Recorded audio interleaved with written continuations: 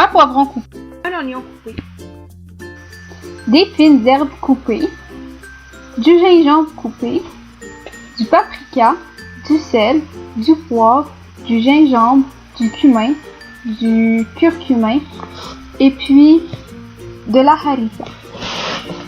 250 g de viande hachée, 100 g de fromage.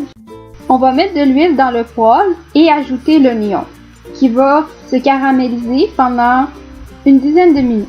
Par la suite, on va ajouter le poivron et puis finalement la viande hachée. On réchauffe ça au four et puis on ajoute les condiments. Ensuite, on va encore ajouter des fines herbes et puis des olives hachées. À présent, on va passer à la préparation de la pâte.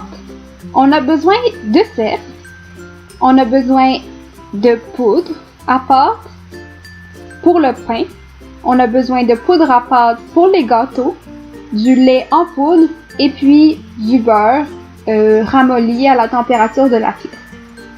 On va d'abord commencer par mettre la farine et la semoule, 2 tasses chaque, dans le mélangeur à pain. On va le laisser mélanger tout ça et puis on va également chercher à ajouter les 2 poudres et le sel et le lait condensé. Donc on va commencer par mettre les 2 poudres au centre, aucun problème, et le lait condensé. Et on va faire attention à mettre, je vous le dis plus tard. Donc on va aussi également mettre une cuillère de sucre et puis on va faire attention pour mettre le sel dans le côté pour pas que les 2 poudres se mélangent avec le sel. On mélange le tout en rajoutant de l'eau progressivement qui va donner notre boule. Et là, c'est le moment d'ajouter le beurre.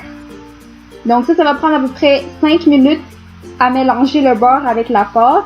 Et puis finalement, on la laisse reposer à peu près 20 minutes. Par la suite, c'est à ce moment-là qu'on va faire un carré avec la pâte, la plier en 3, puis le replier en 3 comme la photo le montre. 30 minutes plus tard, on va déplier la pâte, on va faire des petits carrés et puis est venu le temps de préparer notre feuilleté. Donc, on va mettre un peu de notre garniture au centre. Ensuite, on va ajouter également le fromage, le tout au centre. Ça, c'est au goût, la quantité. Puis, on va procéder par la technique que je vais utiliser suivante. La technique est quand même très facile.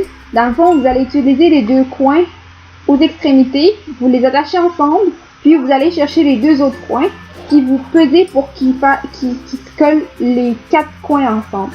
Voici le résultat. On met ça au four, et puis on attend une dizaine de minutes.